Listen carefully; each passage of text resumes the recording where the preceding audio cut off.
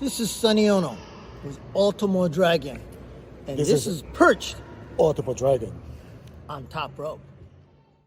The following announcement has been paid for by Perched on the Top Rope. Welcome, everyone, to Perched on the Top Rope. I am your host, former dirt sheet writer Lee Walker, and I am joined by Perched correspondent and YouTube.com in Justin We Trust vlogger Justin Largento, as well as from twitch.tv/Perched on the Top Rope, Perched Gaming's Alex Todd.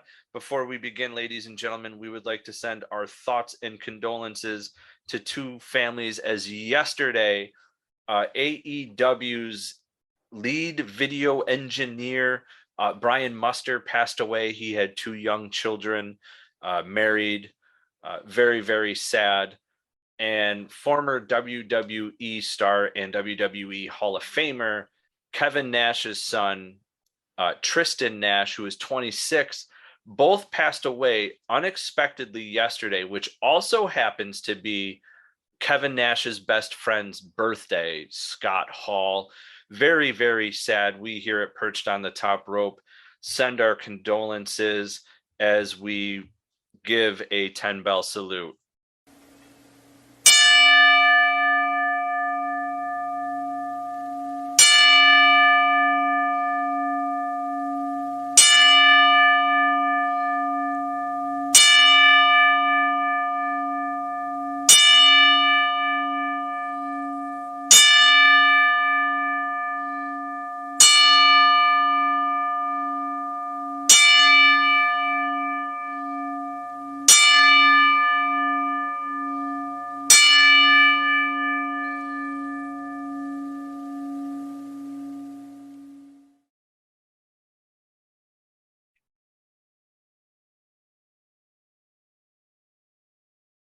Well, boys, a lot happened in the wrestling world this week. Let's start with one of our favorite wrestlers of all time. He is the best there is, the best there was, and the best there ever will be. WWE Hall of Famer Bret the Hitman Hart recently did a virtual signing with KNS. Justin, I know you like to watch these. I was a big fan of these during COVID. When you couldn't meet wrestlers and these virtuals were all that could get you by. And a lot of news actually gets pulled from these guys. It's absolutely insane. Bret Hart had a lot to say. He had a lot to say about a lot of people, but there's one person in particular that he apparently likes to talk about. And we're going to just jump right into it. Some of these Bret Hart quotes. So let's talk Bret Hart, Barry Horowitz, and Goldberg. All right, so here's quote number one. I always thought that if Goldberg got into the Hall of Fame, then Barry Horowitz should have gone in the Hall of Fame. His first slight on Goldberg, this is like a backhanded compliment almost to Barry Horowitz. But man, this man just does not like Goldberg, man. But the backhanded compliment definitely goes to Horowitz. How do you guys feel about that? I'm telling you, man, and I've been saying it all week. Bret Hart burying Goldberg any chance he gets has become an easy guilty pleasure of mine. There were at least 2, maybe 3 times this week where Bret has just made me laugh out loud from hearing him either bury Goldberg or bury his face scan on action figures. It's fantastic. I mean, yeah, I'll say that it's funny, which, by the way, speak for yourself when you say Bret Hart is one of all of our favorites. He's not one of my favorites. I like Bret Hart, so I guess you're the only person alone on this. That's okay. I'm allowed to have my own opinion, brother.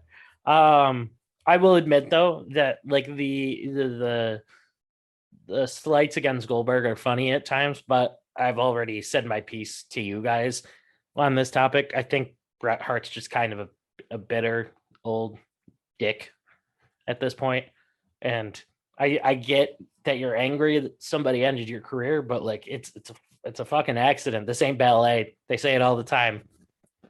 Apparently, this is only ballet when it's Bret Hart getting injured. Bret Hart liked Bill Goldberg. No. That is the clip that Justin played of one of the most recent updates on Does Bret Hart like Bill Goldberg Twitter page. And they said it was August 8th or something like that. And do you like Bill Goldberg? And he just said, no. The Canadian. So, I mean, the it's Canadian kind of knows what gets it for me. It's- No. it's kind of funny, but man, like get past it. It's been like over 20 years and Goldberg's tried to apologize.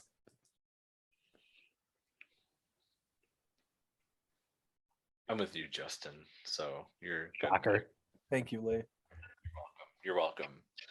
Bret Hart wasn't done though. This wasn't the last quote with Goldberg, but he did talk about Earl Hebner, and we've heard Earl Hebner in interviews say that the Montreal Screwjob was a work. I'm gonna read Bret Hart's opinion on this. That's not true. He should know better about that. Well, I was well under the understanding that they were going to try and screw me that day. I was just determined to not let it happen. Hart later went on, Earl is a victim of being a coward. I told Earl the night before. I said, they're going to ask you to screw me tomorrow. He added, there's not much to refute about anything anymore. It's all black and white. There's no, I mean, it's well documented. It's not a work.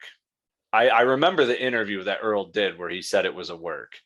It was, he was actually working for Impact at the time during this interview. I just can't remember who did it.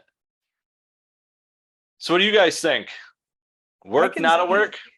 Look, I'm going to say it's 100% not a work, the Montreal Screwjob. I can see where certain people would say, oh, there's certain aspects that make you believe that it was a work. Like, you know, Bret spitting at Vince and it getting on camera and, you know, stuff like that where stuff accidentally gets on camera. And as we've seen, you know, earlier this week on AEW, stuff that they don't want it filmed and on TV, they won't put it on TV. But we'll get to that later. So, you know, Montreal Screwjob, it's absolutely not a work. We've heard everything about it and everything that went into it to death for the last 25 years. You know, to me, it's obvious it's not. Yeah,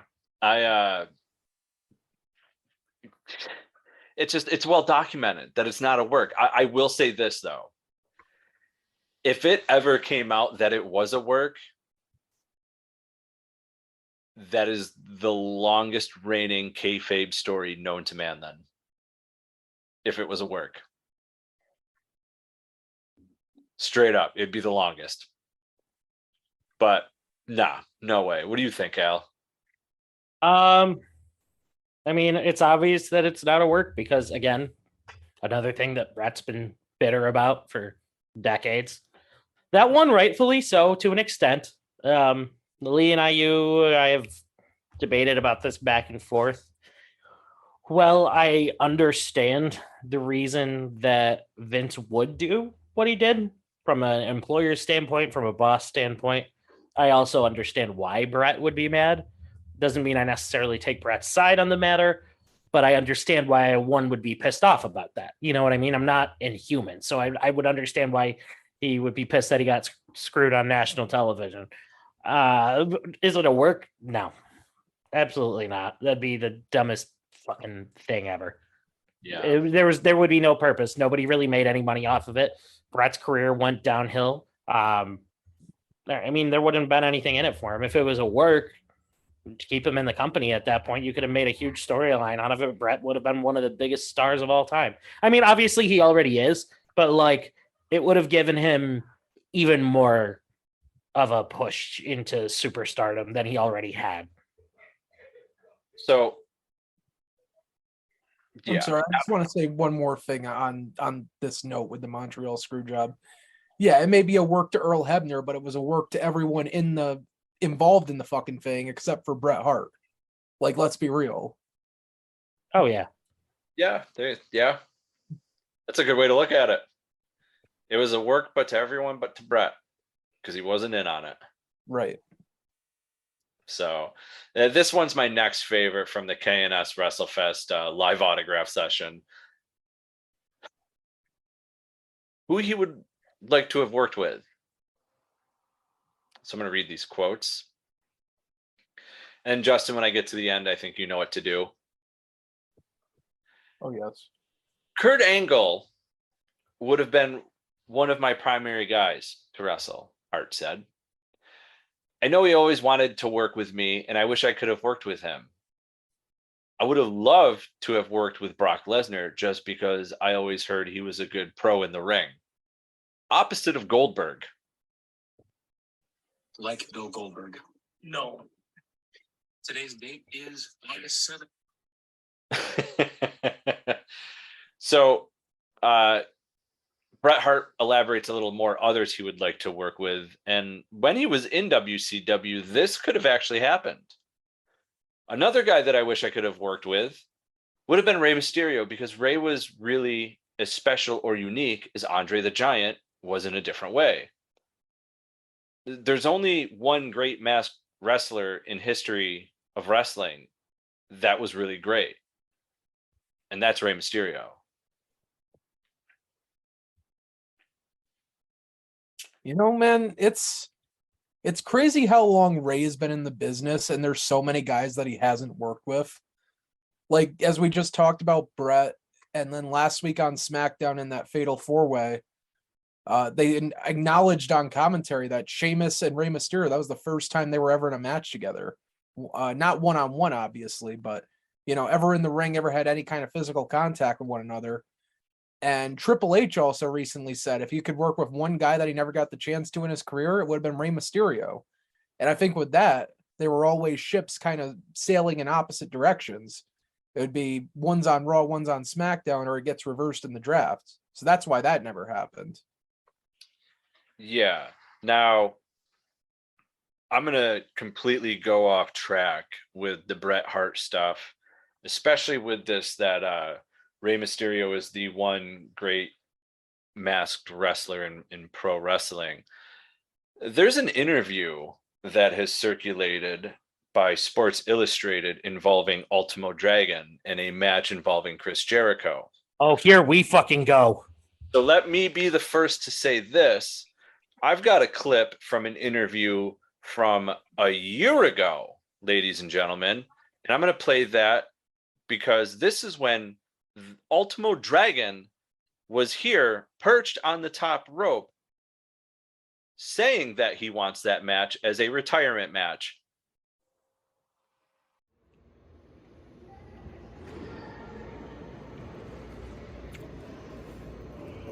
Hey, this is Sonny Ono with Ultimo Dragon, and this is Perched Ultimo Dragon. on top rope. The following announcement has been paid for by Perched on the Top Rope. Usually superstars, when they think about their retirement match, and you're still wrestling, when they think about their retirement match, they kind of plan it out a little bit. If you were to have your retirement match, who would you pick?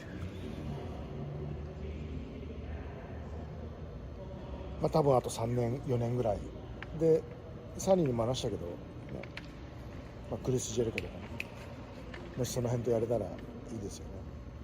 He thinks of, to answer your question, he thinks of, you know, I might have maybe 2 or 3 more years, and you know, to answer your question, my dream match would be somebody like Chris Jericho, who came up together. You know, they started almost together, so their wrestling history parallels. You know, Chris is doing a great deal at AEW right now. Of course, Ultimo Dragon right now is doing a great thing at Toriumon in Japan. So, you know, they're both still competing. They're getting towards the tail end of their stardom, or superstardom. So someone like Chris would be ideal. あのね、最後にちょっとこれ言いたいことがあるんですけど、 This is something I like to 今 say. クリス・ジェリコもそうだし、レイ・ミステリもそうだし、自分と戦ってきた人がもう今もうスーパースターじゃないですか。それはものすごいやっぱ嬉しいですよ。 So one of the things I like to mention is that the people that I came up with, Rey Mysterio, Chris Jericho. Those guys are still competing and they are superstars. And he says that really makes me very warm in heart when I think of them. Hey everyone, thanks for watching that video. If you liked what you saw, make sure you hit the like button and make sure you hit subscribe so you can get all our content here at Perched on the Top Rope. And fans, remember, spoiler free's the way to be. I'm out.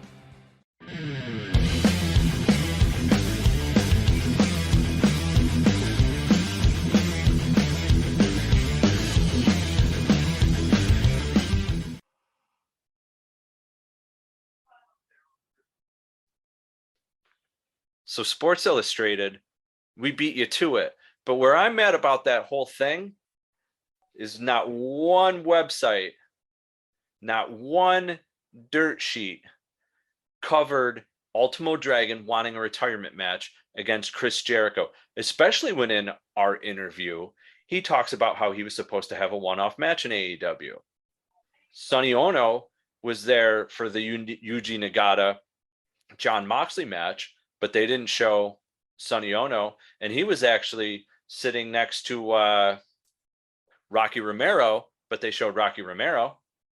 They did not show Yuji Nagata's manager, Sonny Ono. That's besides the point. My point is, with this interview, is we did it first. And we did it better because he openly admits he wants to retire against Chris Jericho and wants the match in AEW.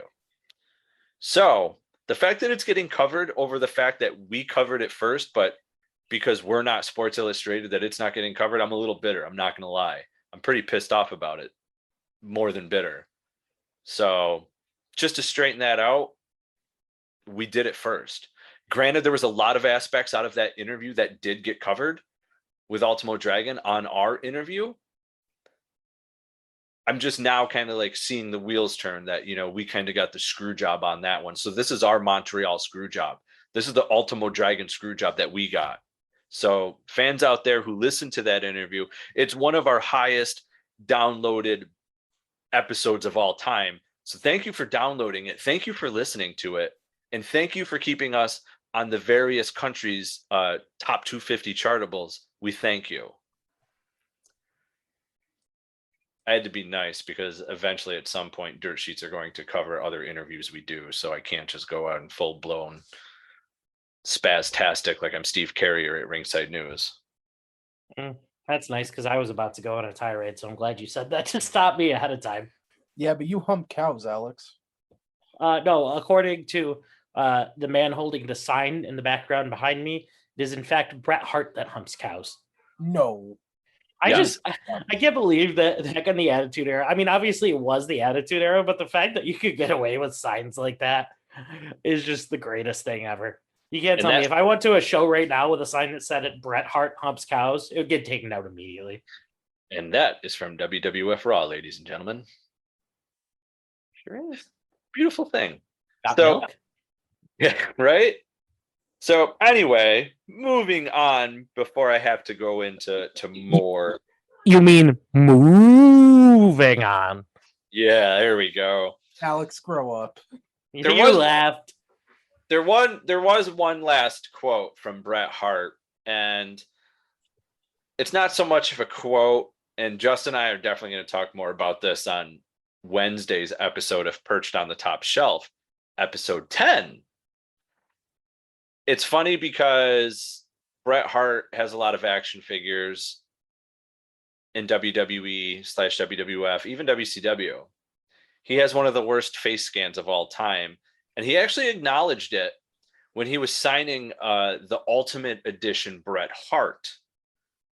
Now, the joke he made involved, like, why is my hair always in my face? It looks like I need a brush, like, for crying out loud.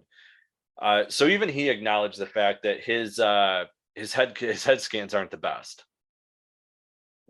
No. They are absolutely terrible, and we're going to stick to the WWE theme right now that we have going on, but we're going to switch brands, if we will. We're going to go to the NXT side, as tomorrow we have NXT Halloween Havoc. Now, Halloween Havoc was one of my favorite WCW pay-per-views, and I believe it was like one of the best sets I had seen for a pay-per-view to this date. You're not going to change my mind. So, guys, let's talk WWE NXT's Halloween Havoc, and let's give some predictions. Absolutely, guys. Let's jump right into it. Before we start on any of the matches, we will preface this by the fact that Shotzi has returned for Halloween Havoc to be the host and basically be the one to spin the wheel, make a deal.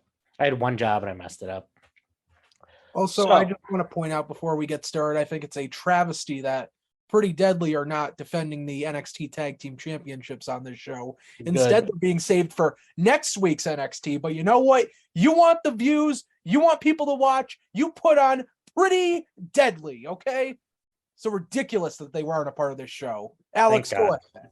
Thank God they're not on this show. All righty, let's get started. So to start off, we have Apollo Crews facing Grayson Waller in a match to be determined still, but it is a spin the wheel, make a deal match. We've seen one of the spin the wheel, make a deal matches announced already for this card, but it appears that this one is most likely going to be saved to be announced for the show. Guys, I've got this one's actually a hard one for me. Okay, so like in all reality, I don't give a shit about this match. I really don't. Like, I like both of these guys separately, but like their story doesn't do much for me except for like the fact that their storyline is that Grayson Waller thumbed Apollo Crews in the eye at one point, and now his eye randomly bleeds and he has visions. So basically he's on LSD. So like, I don't know where we're going with this. Either way, like both of these guys kind of need wins. Grayson Waller hasn't been doing much in NXT lately, and except like hosting talk shows. And Apollo Crews went back to NXT to basically repackage himself. So I don't really think either one of these guys can afford a loss, which is why I think it's very strange that they pitted them up against each other. The only thing I can think of personally is that Grayson Waller wins, but they do it in a way where he cheats and somehow Apollo is not like buried in the process. But this is like probably the only match on the card that I really don't care about. So, look, it's a little hard to pick the winner of this without knowing the stipulation ahead of time and, you know, how many options we have for stipulations. As long as it's not for a fucking eye for an eye match, like I'm worried it's going to be. I have a feeling it's going to be a first blood match. Nah, we can't do blood. I mean, they'll figure out a way. Yeah, well, you know. But honestly, I'm not. Ever since Apollo Crews came back to NXT, I'm not really feeling this character he's going with the, you know, I have visions, I see into the future. That's so Apollo. Ha! I see what you did there. Thank you. Yeah, I'm not feeling it. I liked what he was doing on the main roster beforehand, to be honest with you, but I'm not too big on Grayson Waller. He's slowly winning me over, but he's not fully there yet. I think this is going to be an Apollo win easy. They did this match a few weeks ago on NXT TV, and Grayson Waller got the win there by sticking his thumb right in Apollo's eye. So I'm going to go with Apollo for this one, and that'll tie it up 1-1, and we'll probably get a rubber match in a few weeks on TV. All right, that works for me. Ladies and gentlemen, we're just going to throw this in here. The predictions are basically just going to be me and Justin. As Lee has stated in the past, he does not watch NXT anymore.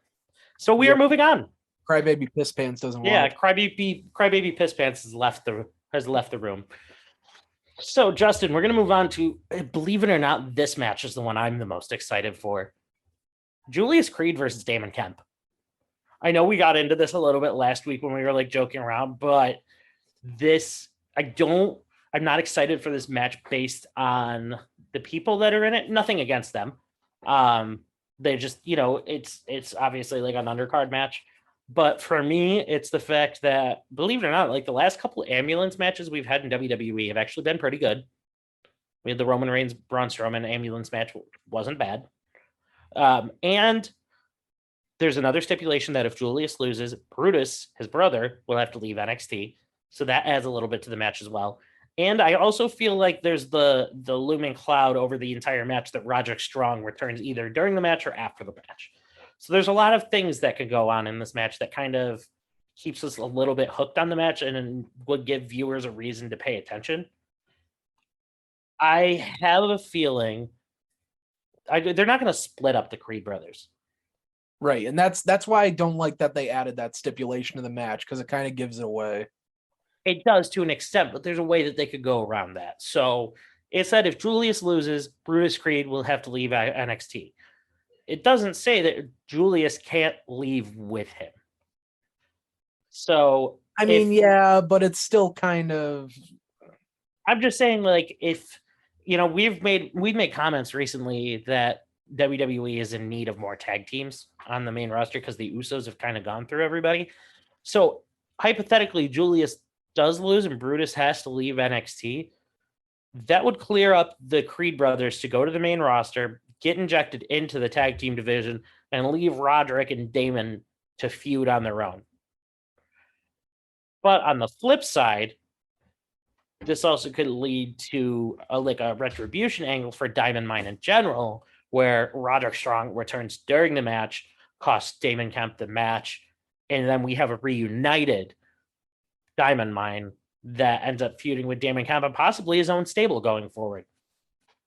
So I think if booked right, you could go either way, and it is possible that we could end on a good note. Who do I think will win, though? I think it makes most sense for Damon Kemp to win. Right. I'm kind of in agreement with you on that. I think Damon Kemp should win, seeing as this is his, first big match in this feud. He had the match with Brutus Creed a few weeks ago in NXT, and he lost by disqualification. So he's already 1-0 again, or 0-1 against these guys. I'm sorry. Not to mention that family members of his that are also signed to the company have been a major disappointment. Oh, that's a little too soon, but I mean, am I wrong though? No, but anyway, I definitely see them going in the direction of Roddy popping out of this ambulance as soon as Damon Kemp opens the doors, and we get the big Diamond Mine reunion following the match. But I think Julius Creed wins this. Okay, we went in different directions. I like it. On to the next match, we have a grudge match between Roxanne Perez and Cora Jade in a spin the wheel, make the deal match in a Weapons Wild match. Justin, do you have any idea what a Weapons Wild match is? And if so, can you kind of educate us a little bit? I'm going to say it just involves a bunch of weapons. Okay, so Extreme Rules match. There we go. Right. So considering that Roxanne just ate a pin by Rhea Ripley on NXT, I would have to say she's the easy choice to win here. Yeah, Cora got the win on her at Heatwave a few months ago, so I would imagine the next way to progress this feud is Roxanne wins here. And I've been enjoying what they've been doing so far on TV. I wasn't a fan of them just throwing the NXT women's tag titles on them and then just breaking them up the next week. I feel like there could have been a little bit more done with that, and I will give credit to Cora Jade because I have not been a fan of her since day one, but she's been winning me over very slowly. I think she's more comfortable as a heel, to be honest with you. Yeah, I don't know. I haven't minded her. She just hasn't stuck out to me until she turned heel. I enjoyed the heel character a lot more than I enjoyed the babyface character. And honestly, she's a really good first big rivalry for Roxanne Perez to show what she's made of. Well, look, it just bothered me that she had this fucking skateboarding gimmick and she can't skateboard more than 2 fucking feet down the ramp. Don't have a fucking skateboarding gimmick when you don't know how to fucking skateboard. That's fair. I mean, you also got to remember when she was given that gimmick that Vince and Bruce were still very much so in charge. Okay. Well, you know what she should have said? I can't fucking skateboard. Don't give me a fucking skateboard. You don't know that she didn't. Come on, man. I mean, would it really surprise you if she went up to Vince McMahon or Bruce Pritchard and was like, yeah, I don't know how to skateboard and I've tried and I've practiced and this isn't going well. So what do we do? And then they just go, well, you skateboard. No, Stand and Deliver. She had that big fucking entrance where everyone's on a skateboard around her and she just walks to the fucking ring. She looked so fucking ridiculous. Let me tell you something. I'm just saying it doesn't necessarily mean it's her fault. Look, I need a mention. Here's a good example. LA Knight was just put in male maximum models. Do you really think he wanted to do that shit or knew anything about that particular kind of fashion? No, I'm sure he didn't. But you know what? They were getting ready to fucking throw him out anyway when Vince was in charge. That's fair. All I'm saying is give her some. I mean, we have given her time. You're coming around to her, so give that's her all time. right. I've given her a fucking year, and she's winning you over. You just said it. All right, my point proven. Anyways, who do you got winning? I'm going Roxanne Perez. Perfect. Moving on. We now have a ladder match for the vacant NXT North American Championship because God forbid this championship doesn't get vacated enough. We have Carmelo Hayes with Trick Williams versus Oro Mensah versus Wesley versus Von Wagner, who is now being accompanied by Mr. Stone, a.k.a. Robbie E., a.k.a. the greatest X Division champion of all time from TNA, a.k.a. one half of the Bromans, a.k.a. former tag team partner of Mr. Spectacular himself, Jesse Goddard, the greatest, the best there is, the best there was, the best there ever will be, Mr. Stone. Lee, if you heard what Alex just said, that's why I'm putting in my 2 weeks once the show is over. Versus Nathan Frazier. Everyone loves Frazier. I want to say it's Fraser. I don't really care, if we're being honest. How did Nathan end up in this match? I missed NXT this past week, and the last time I knew it was a fatal four-way. So no, it was the way it was when they first announced it, this many participants, but he beat Axiom in their best of three. Oh, he won in the best of three series. Okay. Right. Yeah. I wasn't able to catch NXT this week because I was honestly watching AEW over NXT. Right. Was he originally in the match? Because I saw a graphic originally that only had the four of them. Yeah. What are there, 5 in this match? Yeah. Okay, or was it based on like whoever won the best of three was going to get inserted into the match? There wasn't the initial like reward for the best of three. They actually just kind of added it on right over the week before. Oh, so basically at that point, if Axiom won, he replaced Nathan in the match. Yeah. Okay. All right. That makes sense. I'm actually surprised that Nathan won over on Axiom because I thought they were planning to build Axiom up huge. Not to saying that they're not still going to, but like Axiom, when he was a kid, won the Heritage Cup. And I kind of just thought it was a no-brainer that Axiom was going to be put into the match. But maybe that's why they went this route, because they had a feeling everybody was going to think that once the stipulation was announced. Honestly, I kind of wish both of them were in the match because I think they would have done really good in this. Oh yeah, they're two of the matches I saw of their best of three were incredible. Yeah, but I don't know. I mean, I know this is the easy pick, but I liked him so much as champion before that I kind of want Carmelo Hayes to win again. I wouldn't be opposed to Carmelo Hayes. I was about to say Apollo Crews. Jesus Christ. I wouldn't be opposed to Carmelo Hayes winning, but I think they really are getting ready to move him up to the main roster soon by the end of the year at least. So I'm actually going in the direction. I'm going to say Wes Lee wins this. That was going to be my backup because obviously no one gives a shit about Von Wagner. I would honestly rather have Mr. Stone, AKA all of the things I just said before. I'd rather have Robert Stone in the match than Von Wagner. I don't mind him as much as I used to, Von Wagner, but he's still not. Oh man, I can't wait to see this Von Wagner match on NXT. You know, you remember when NXT was first in the middle of or about to transfer into the NXT 2.0 era, when it was made to seem like Von Wagner was going to be the Braun breaker of the NXT 2.0 era. Thank God we diverted away from that. Oh my God. And the god awful feud that he had with Kyle O'Reilly. And that was Kyle O'Reilly's last big feud before he left WWE. They're god awful feud. They're god awful fucking team. I mean, the team that turned into the feud. I mean, we all knew it was coming, which made it even cringier. None of it was good. It left a sour taste. It had to have left a sour taste in Kyle O'Reilly's mouth on the way out too. The fucking segments they had them doing, they did not mesh well together at all. Like, it was so stupid. And literally, Kyle O'Reilly goes from having the best feud he's ever had in WWE to the absolute worst feud he's had in WWE. Right. Thank God his contract was up when it was fucking up, man. Oh my God. Can you imagine how his career would have went? I mean, I essentially, in my opinion, had his contract not been coming up, he would have been one of the few stars that would be getting repackaged on the main roster right now by Triple H. He would have had to get fixed just like LA Knight. Kyle O'Reilly. Yeah, they would have just started calling him O'Reilly, and they would have given him like an Irish gimmick. He probably No. would have joined the Brawling Brutes. No, you know what? WB would have been after that sponsorship with O'Reilly Auto Parts. Oh my God, they would have made him a car They would have made him mechanic. Spark Plug Bob Holly all over again. No, I still have PTSD from that. Lord. Oh my God. This No, is Kyle please. O'Reilly, but they call me Sparky. Oh, O'Reilly. Yeah, so I would say Wesley's a good solid backup for me too.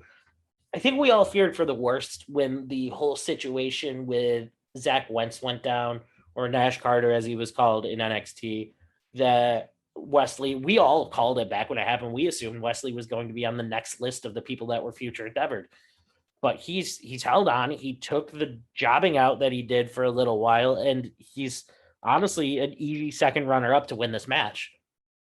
Right. And when Nash Carter was first cut from the company, the biggest worry, at least in the direction of Wesley, it's like, MSK had just won the tag titles a few days prior. Yeah. They've all had all these plans for MSK. There were no plans for Wesley on his own initially at all. Nope. So, that's fucking scary when that first happens. It sucks being in a tag team from the aspect of, you got to pray to God, even though you're on your best behavior, you're doing everything right. You got to pray to God that your tag partner is the same way.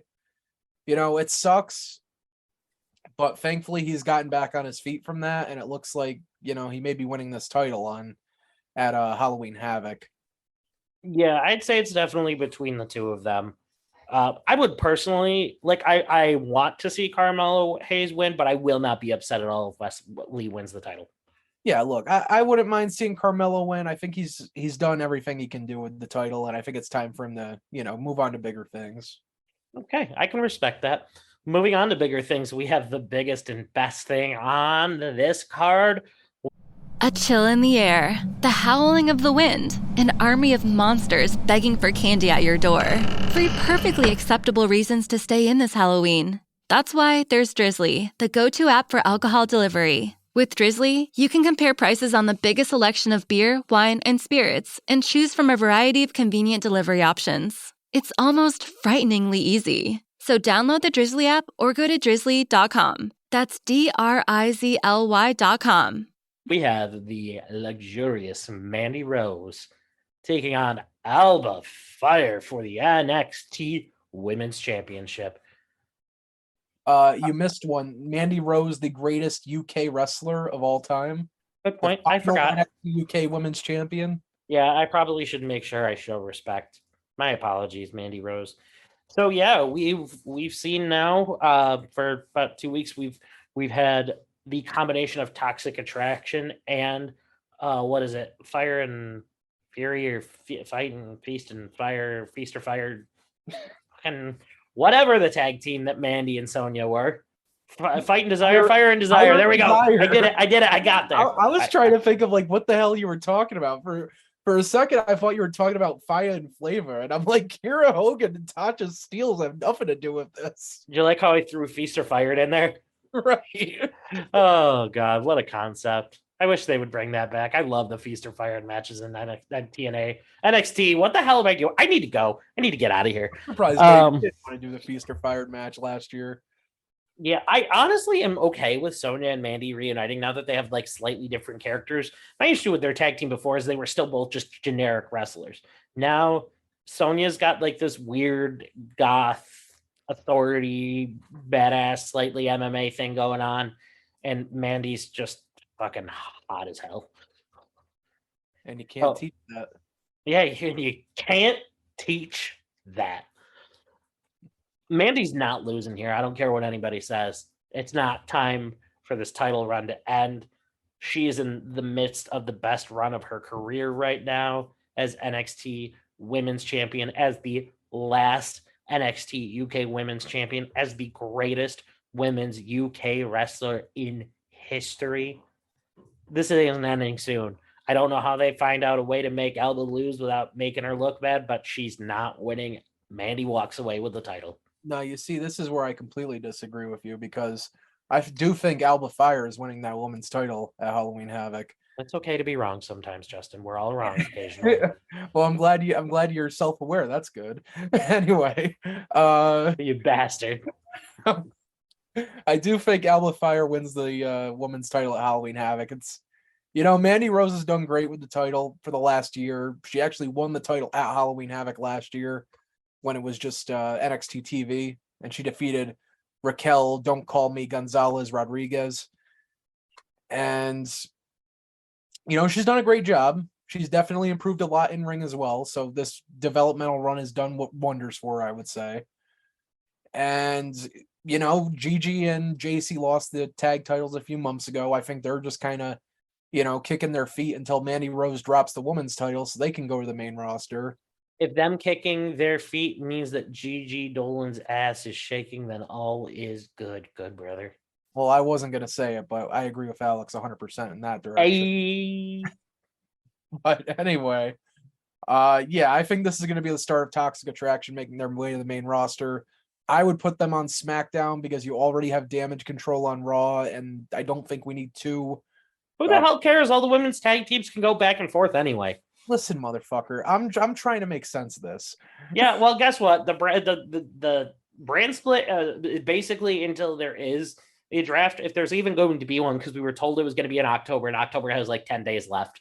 Well, now it's supposed to be after WrestleMania, and I'm just trying to follow the rules the best I can, okay? Yeah, but the brand split means nothing until then. And Damage Control doesn't mean anything. Damage Control shows up on SmackDown like every week anyway. Yeah, because they have the fucking tag titles. They can show up wherever they want.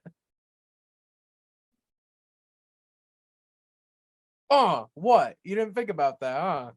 Yep, you got me there. Yeah. Anywho, yeah, see, I don't know. I think Mandy Rose is going to win. I love her too much, and I don't see this run ending just yet.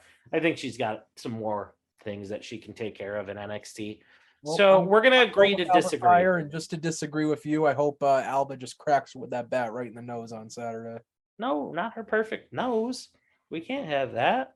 She'll need a nose job, and then she won't look as pretty. It'll be the second time she's had her nose broken in NXT, so. Yeah, you're not wrong there.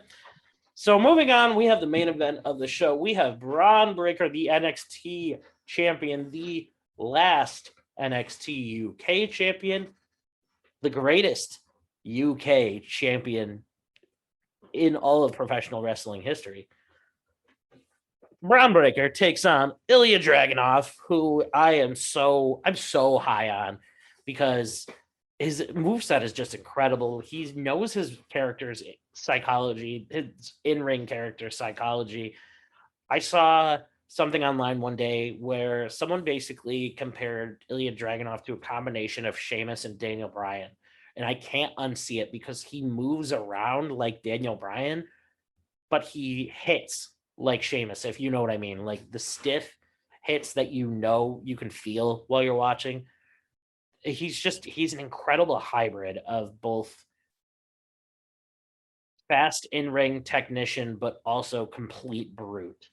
And you don't really see that too much in pro wrestling. So we also have JD McDonough, formerly known as Jordan Devlin, in this match too. And I'm sorry, I don't buy JD McDonough's character for a second. Yes, he's got this whole thing about, hey, I know where your bones are, so I can break them. That's nice. I took anatomy in college. I know where bones are too. You should dress up as a skeleton for Halloween. Yeah, absolutely. He does his character right now is doing nothing for me. I actually prefer the Jordan Devlin character. So I don't see him winning.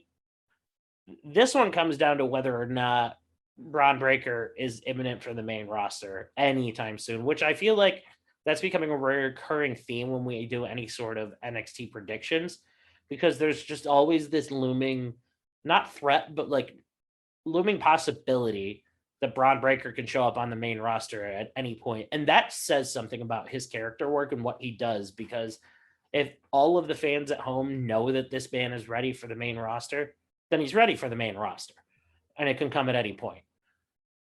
If he's going to the main roster anytime soon, I've got to say this is Ilya Dragunov's night, and that's what my prediction is going to be. So I can kind of see this going in a few different directions, actually. Now, we all know Braun Breaker is tailor-made for the main roster. It's just a matter of when they want to bring him up. The fact that this is a triple threat match makes me believe the possibility of Braun Breaker losing but not getting pinned. Because they did announce, or they're going to announce, I should say. They haven't officially announced it yet, WB. But there will be another NXT TakeOver Premium Live Event style show from the sound of it December 10th, which means it'll be on the same day as the Ring of Honor Final Battle pay-per-view. But I could see JD McDonough winning this, honestly. Not saying he's my pick. Get that gross look off your face, Alex. I could see Ilya Dragunov winning. And I could also see Braun Breaker winning. But I want to throw in the wild card factor in all this. Because if you saw NXT this past week, we saw Austin Theory show up. And he didn't cash in, but he teased it. He held that briefcase up and he looked at everyone in that match and he teased it. Now, I don't know how you feel, Alex. I think they absolutely have the balls to have Austin Theory cash in on this show and win the NXT title. I forgot to mention that because that was something I wanted to touch base on. I think this is actually the perfect way to inject some seriousness back into Austin Theory. Austin Theory is not ready to be a main roster world champion right now, and it's not his fault. In ring-wise, he's absolutely 100% ready. He's great in ring. He's got the charisma, but Vince saddled him with a stupid fucking spoiled entitled character forever ago that he just cannot wash the stink off of. So in my opinion, I think the only way he gets rid of that is if he goes back to NXT, completely switches his character up, becomes more serious, and takes a run at the NXT championship. So yes, I'm going to actually agree with you, and I'll backtrack a little bit. Initial pick, Ilya Dragunov to win. If Ilya Dragunov is not going to be the champion that wins, Austin Theory cashes in and becomes NXT champion, being the first man to ever cash in the Money in the Bank on the NXT champion. And look, I'm also looking at this at a standpoint. Theoretically, when's Austin Theory going to cash that fucking briefcase in? You know, if he cashes in on Roman Reigns, he's fucking losing. Absolutely. There's no chance they're going to set Roman on this huge historic reign to have him lose to Austin Theory. No disrespect to Austin Theory. And look, we pretty much are all in agreement that Roman Reigns is holding that title till at least WrestleMania next year, if not longer. So, say even you have Cody Rhodes beat Roman Reigns at WrestleMania next year. That doesn't mean... say you have Cody Rhodes beat Roman Reigns at WrestleMania next year. You know, that doesn't mean fucking Austin Theory's going to cash in and just defeat Cody Rhodes. They're not going to give Cody Rhodes a 5-minute fucking title reign. You know what I mean? It's just... I mean, Vince McMahon would have, but Triple H will not. If very fair. I could absolutely see if Vince was still in charge saying, I got your fucking all elite guy and fucked him over in 5 minutes. He lost his title and now I'm going to put him in polka dots. Right. So that's what's in my head right now. If they want Theory to have a successful cash-in, this looks like it may be the only way. And I think it would actually help him. Right. You know, they want to have, it's obvious they want to do more crossover with the main roster and NXT. They've already started having NXT talent on main event before the show. And I know main event doesn't even air in the United States anymore, but still, they have at least 2 NXT stars from, or 2 stars from NXT on Raw every week at the tapings. So I could see them putting the title on Theory and, you know, having him show up on Raw still, have him do some stuff in NXT. I absolutely can see them doing that. So, yeah. You know what? I think that's my dark horse pick. Right. I'm going to say Braun Breaker retains, but if Theory shows up and cashes in, Austin Theory's winning the NXT title. Absolutely. And I think that's where I'm going with this. All right. So that just about wraps up our NXT predictions. Our Lord and Savior Jesus has returned. Lee, how you doing? I'm going to chime in on that. I chime in with the haven't you people ever heard of? Austin Theory is NXT champ. That was cute. That was a nice moment. We had a moment right there. That was nice. I agree. I think Austin Theory, I agree with you guys 100%. We've seen all the crossovers with NXT. And Alex, you and I were just talking about this yesterday because Tuesday's edition of AEW Dynamite beat NXT. AEW's ratings were what, 752,000, and NXT was like 657, or I was some Something number. around there. It Yeah. was, you know, AEW had like quite a bit more, but that's usually how it was when they were going head to head every week on Wednesdays. And there was the talk of, you know, Triple H apparently saying that if they lose, it's unacceptable. I mean, and he stacked the card with some main roster talent. However, that didn't happen. He didn't win in the ratings. And Alex and I were talking about this, and my theory, no pun intended with theory in this, is the fact that there's not enough fans that are watching Raw and watching SmackDown, watching NXT. Now, Monday night. Watching me, sweet NXT. Bum, bum, bum. Sorry, I couldn't miss an opportunity to do that. But there's just not enough people who watch the main roster watching NXT. Now, if I had to say a difference between NXT and AEW, I would say it's safe to presume more people are watching AEW that watch the WWE main roster as opposed to NXT. You want to know what the biggest issue is? I can tell you exactly what it is because it's exactly when it changed.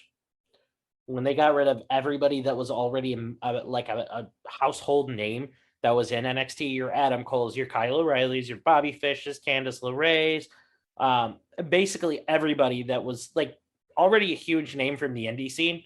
When they got rid of all of them by either releasing them, moving them to the main roster, and inserting the show with a bunch of people that people didn't know, there's a lot of people that never came back from that. I'm not saying that NXT is doing bad now because I'm back to watching NXT. But I'm back to watching NXT because I kind of sat through, I learned who these people were. There's so many of these people. Like NXT, while it is doing better now, is still not the NXT of old. Nothing will ever compare to the NXT of old, in my opinion, unless they go back to that exact same type of setup, get more indie stars, which they're not going to do because they have this NIL program now. And they have a way that they plan on going forward because they want this to be more developmental like. But they're not getting these ratings because there's not as many people on that show that people know and people care about, and people want to watch anymore. You had, you know, Keith Lee, Dominic Dijakovic before. You had freaking Karrion Kross on NXT. You had Finn Balor going back to NXT. Well, granted, Judgment Day's made some appearances. That's 1 or 2 appearances Finn Balor shown up recently. You had these guys that came from New Japan and Ring of Honor and even Impact, and you got rid of most of them, or you moved most of them up without replacing them with people that the audience knows. And a bunch of people said, I'm done with this. And they never came back, even after this Black and Gold came back. Lee, you're one of them. And it's not like you're not doing it to disrespect NXT. It's not like I'm being a crybaby piss pants and not watching because I just like, you know, there's those people that say, you know, I'm never watching WWE again because they're just pissed off that someone that they didn't like won. That's not the case. This is a case where you took an entire niche of why people tuned into one show, you grabbed it, you ripped it out, and you fucking threw it in the trash.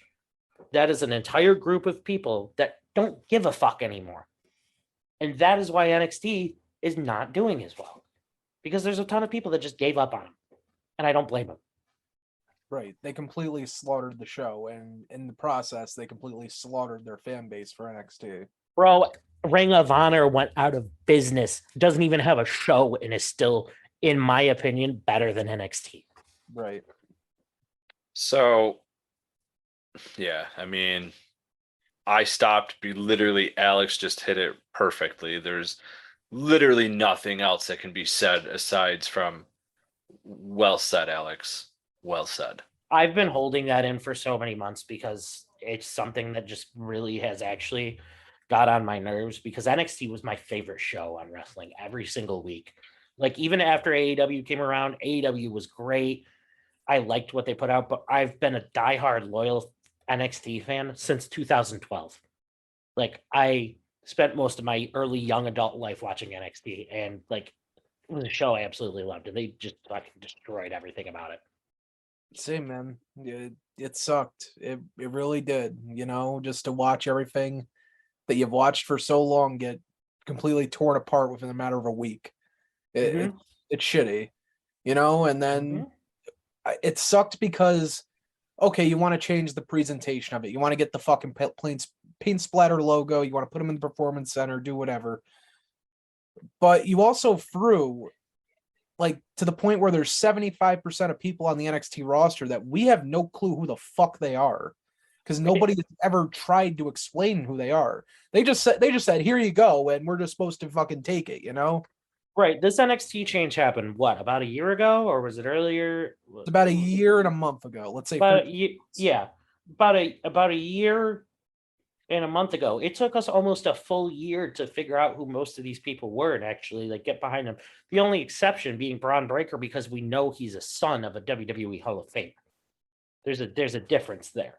Right. But aside from that, we had to fucking learn from scratch who all of these people were, and trying to do all of that. I can do that for a couple people, new people on the show. Like, that happens in wrestling. But when I have to do it for an entire roster, I just don't give a fuck. Right. Sorry, this needed to be said. I've wanted to bitch about this with NXT for almost a year. And it's ironic because the fucking bright ass paint splatter and all the lights being on in the performance center. But there were some lights during the dark times of NXT in the last year or so. We got Braun Breaker, we got Carmelo Hayes, we got Toxic Attraction, we got Roxanne Perez on the rise. Hasn't been Pretty Deadly. How could I forget them? But as much as I shit on them, I will agree with you, Justin. Yes.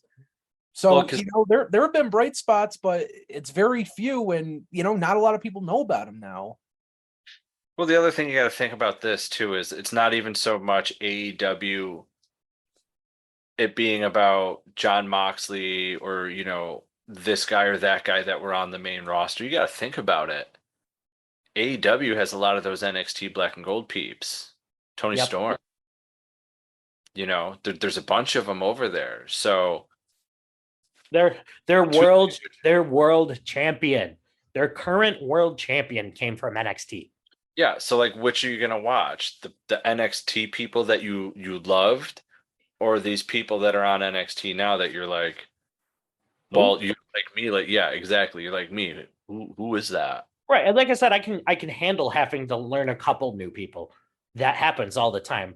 But this was an entire roster. Yeah, and no offense to any of them, but like, sorry, like, it's no offense. You did nothing. They did nothing wrong. It's the people that booked the show. It's just, it's not like a couple guys, one or two guys leaving the roster. It was like literally the entire damn show was just butchered. They had about 5 or 6 people that let their contracts expire, and then they fired the rest of them. And then everyone else went up. Yeah, and then everybody else moved up. So, yeah, I mean, AEW beats them in the ratings, but I mean, what the, like? To be honest, I'm shocked that Tommaso Ciampa didn't walk from the whole situation, because I know he wanted to stay at NXT for his entire career. And you know what? I think with them merging NXT UK into NXT 2.0, well, now it's not 2.0, but you get what I mean. I think that helps a lot, because now you do have, these veterans who have been wrestling for years, opposed to just having a roster full of people, in some cases, that just stepped into a ring for the first time a month ago, and they're trying to learn on national television. Right, and half of these people are only 19, 20 years old. The NXT champion, the current NXT champion, is younger than me. I'm older than Braun Breaker by 1 day. Point, you're the youngest person on this show, and you're older than the NXT champion. I was born October 23rd. He was born in October 24th of 1997. Oh, that's cute. You guys both have birthdays coming up in a couple days. Yep. Cool. We'll throw next week. We'll throw a joint birthday party for Justin and Braun Breaker. Well, unfortunately, I won't be here next week. I'll be at New Japan, but okay. So in Justin's place, I will put a Photoshop picture of Justin and Braun Breaker's birthday party. Yay! Yay! I actually kind of like that. Maybe that'll be the cover art for next week's show. By the way, But the go ahead, December Lee. premium live event for NXT, The PLE. Show some respect. which is also the same day as Ring of Honor's Final Battle or whatever it is. It's called NXT Deadline. That will be the premium live event's I name. like it. I kind of like it. Yeah, we'll see. Yeah. Now, ROH and NXT, they won't be head to head that day because I believe ROH is actually going to be at 4:00 in the afternoon. So NXT will probably be like right after that. Smart. Right. Smart move. Very, very smart. Well, Tony Khan probably learned his lesson after Labor Day weekend.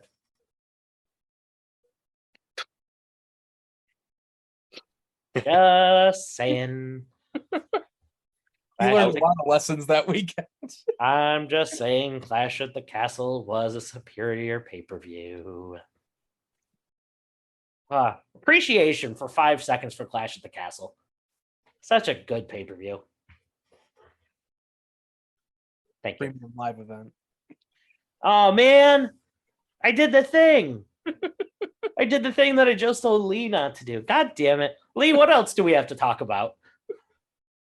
Well, you remember that whole thing with CM Punk and the Elite and like a bunch of people that got suspended and CM Punk and a bunch of people got suspended?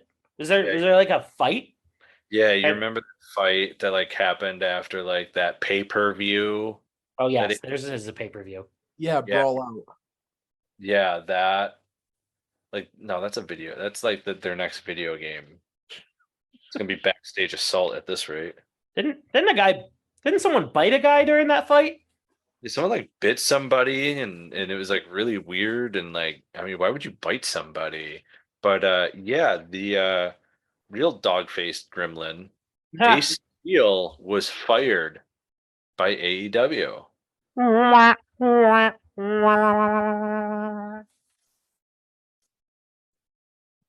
I know Justin's upset about this. He's a huge Ace Steel fan, even more than he is Danhausen. I didn't know who the fuck Ace Steel was until this year, if I'm being 100% honest with you. I first found out about Ace Steel when he got released from WB as I think he was a coach at the PC. So I personally followed early Ring of Honor. I followed Ring of Honor for a long time, so I knew who Ace Steel was. I didn't have like an extreme following of him, but I knew who he was from watching Ring of Honor. And to be honest, I didn't even know he was in AEW until he walked out during the middle of that CM Punk, the CM Punk promo. Don't get me wrong, I've liked Ace Steel. I liked him when I watched him, but the man fucking bit somebody.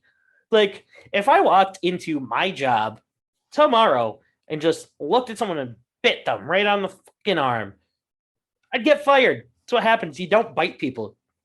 Man's probably got like lockjaw now. Poor Kenny Omega. Look, this Ace Steel firing, we all knew, like, if anybody's getting fired in all this, it's going to be Ace Steel. We're still trying to figure out what's going on with the Elite and CM Punk, and I stick by my prediction as CM Punk will probably not be back in AEW. I think they're going to end up buying out his deal, or he's going to buy out his deal, or something's going to happen. And then we'll see Omega and the Bucks back, but they'll lose their positions as EVPs, and they'll just be, on-air talents. So, in regards to that, I don't think I agree anymore. I think I kind of take back some of the things I said. So obviously, we all agreed Ace Steel was going to be the one that took the fall for this out of anybody. Right. That one was apparent because it also sounded like he was the most unhinged person in that whole entire brawl. And basically, in my opinion, I think if he hadn't done what he did, I wasn't there, but I'm assuming when one bites somebody, that makes a fight worse. That is just common sense. I would assume if I was fighting with 3 or 4 people and I just took a chunk out of someone's arm, I'd imagine there's going to be some more mad people and the fight's going to get worse. So if I were to imagine that fight backstage and Ace Steel and his rabid little freaking teeth in his claws running up on Kenny Omega and biting him, I'm sure that escalated the situation even more. So maybe if he had just minded his own business, the fight would have eventually slowed down. So if anybody takes more fault for just like keeping this thing going more than it already was, it was Ace Steel. That being said, I think Punk's going to come back. And it stems from something that happened on Dynamite this past week. I also think that the Elite suspension is probably not going to last too much longer. I could see them returning at full gear.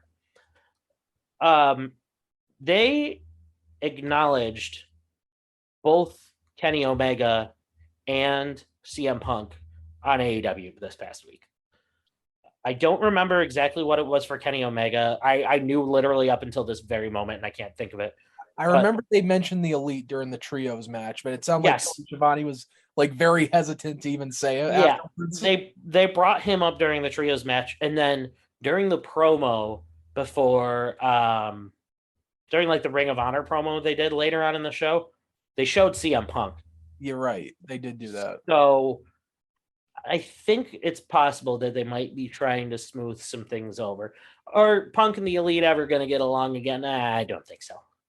But I have a feeling with all the legalities that are getting involved here too, it's very possible that Tony Khan and his attorneys are telling them, you guys are going to fucking get along and we're going to sue you for breach of contract. Now, just a follow-up question with everything. Which do you think is more dangerous, guys? The NXT parking lot or backstage at AEW? Oh, right. It is a good question. Wait, hold on. What if I add in the backstage interviewing segment of Monday Night Raw? Okay, well, I'm going to add in backstage at the Impact Zone where ninjas kidnap you, throw you in a truck, and you just come back like nothing happened. I'm going to say... Can we all remember that was a Kazuchika Okada that was involved with that? Maybe it was, but they never acknowledged it on TV. Yep. I'm also going to say, let's not forget on television, Impact killed a guy. They've killed many people at Impact. I mean, just saying, like... Didn't James Storm throw Mickey James in front of a moving train? Yes, he did. Didn't Vince McMahon get in a limo and literally blow up? Yep. And then didn't... Don't do it. Don't do it. I know what you're about to do. Don't do it. I mean, you know what I'm talking about. So just like... Use your imagination as to what he was going to mention next after the Vince McMahon limo explosion. I'm kind of curious what he's talking about. Really? It happened. Justin, it happened about a week later. It was like 2000. Oh, Jesus Christ. Like, I mean, I remember that segment very, very well. Vince McMahon was like looking like down in the dumps, and he was watching watching him walk out. Justin, you brought this upon yourself. Don't forget Paul London smiling. I was bringing that up. Paul London with the big fucking shit grin on his face. And then a week later. You don't hear that? No. Wow. Odd how that picks up my voice, but it doesn't pick up a song. I think your phone was like too close to the speaker. Anyways, so yeah, no. Lee was about to bring up Crispin Wah. Anywho, but back to our points though. People have literally killed people on television. But yeah, no, I don't think anybody else is gonna leave. I really don't think Punk's going to want to go out on a sour note in his career a second time. I obviously don't think that the Elite's going anywhere, at least now. I think it's possible that after this situation that the Elite chooses not to re-sign their next contracts, but I don't think they're just going to sit at home for the rest of the time that they have. Right. It's gonna basically come down to who's willing to throw the bigger paychecks, if you will. Now, yeah, that's all I'm saying. I'm sticking to it. It's all about the money. Yeah, no, when they resign, we're talking about right now whether people are going to come back. Oh, I Or, was like the suspension. Yeah, I was gonna talk out Shane McMahon's theme song. Yeah, no, we're not doing I that. considered it. Yeah, I think we're going to see all four of them back at this point. I've changed my mind on the Punk situation. Do I still think he should be fired? Maybe, but do I think he's going to be fired? No. Tony Khan's put too much money and time into him. Listen, I'm a CM Punk fan, so when he refers to himself as best in the world, he's best in the world. And ladies and gentlemen, it's clobbering time. You can go to youtube.com/perched on the top rope and watch all our interviews that you hear here on Apple Podcast. Speaking of Apple Podcast, you can catch our podcast anywhere and everywhere. As I just said, Apple, Google, Spotify, Stitcher, Podbean, Podbay, Red Circle, you name it. Our podcast is on there. And thank you for everyone who has kept us on their chartable top 250s for most downloaded category in professional wrestling in Ireland. Thank you for keeping us on your charts for 2 years and counting. We love you. I've been to Dublin. Beautiful, beautiful. It's beautiful over there. Is it beautiful? It's beautiful. Hell yeah. Ladies and gentlemen, you can also go to our TikTok page. It is Perched on the Top Rope. You can watch Selena scenes, sad moments in professional wrestling history, good moments in professional wrestling history, and the best moments in professional wrestling that include Zack Ryder winning the Intercontinental Championship at WrestleMania 32, because you will not convince me that it is not one of the greatest moments in professional wrestling history, just like Danhausen's existence. Hey. And ladies and gentlemen, if none of that tickles your fancy on our TikTok, well, it's pinned on the page. You can watch the Taskmaster Kevin Sullivan, that's right, the Taskmaster Kevin Sullivan, get humped by a dog. Woof, woof. We love you, Kevy. Heavy. By the way, we've interviewed him. We should really get that up sometime. Yeah, not a bad idea, honestly. Anyway, ladies and gentlemen, you can also check out Perched on the Top Rope on Twitch at twitch.tv Sundays at 9 p.m. as Alex Todd here is the Perched gaming connoisseur as he streams the most fun games, whether it's pro wrestling or not pro wrestling. So yeah, make sure you check that out. Ladies and gentlemen, you can also check out Justin, the Perched correspondent, as he vlogs from anywhere and everywhere he goes professional wrestling related. Now he's already got Thanos' rings of WWE, AEW, Ring of Honor, Impact. And ladies and gentlemen, he is putting that crown jewel on, no plug to Blood Money WWE. But he is about to knock off another stone. And ladies and gentlemen, we are going to see a vlog at youtube.com in Justin We Trust as he attends his first New Japan Pro Wrestling show. Yes, ladies and gentlemen, you heard me right. New Japan Pro Wrestling. Congratulations, Justin. We are very proud of you. Thank you very much. Ladies and gentlemen, you can also find us on Facebook as we are coming close now to 11,000 likes. It is facebook.com/Perched on the Top Rope. You can also find us on Instagram at Perched on the Top Rope Podcast. And you can find us on Twitter at Perched Top Rope. Now, ladies and gentlemen, as we always say, spoiler freeze, the way to be. We're out. Yes, boy. Damn it. You motherfucker.